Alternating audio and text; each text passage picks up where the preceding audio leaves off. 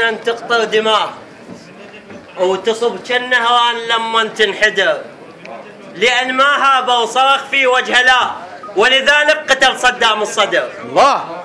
في إمامة جمعة من بعد الصلاة غادر ويعرف رصاصة واجهه، لأن جد الحجة ساعتها أخبراه قال له عمرك لحد هاللحظة انتهى. اختار قال له اثنين قدامك دروب، واحد لحتفك والآخر للنجاة. اختار أصعبهن لأن جد الحسين المارض بذله وصرخ لا للطغاة. الله يا فلاح السوداني. هذا هو الصدر للما يعرفوه، هذا ابو المقتى دخل بينا اقتدي، واجه الطاغوت ما خاف الهلاك وفتح صدر الكل رصاصة معتدي.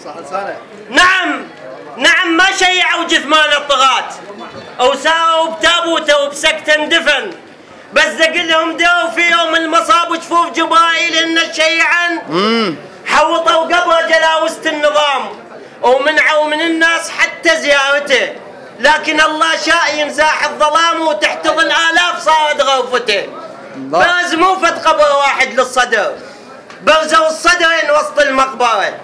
الله دز قبرين رحمل هالقبور تنال حتى الموت بيهم مغفرة.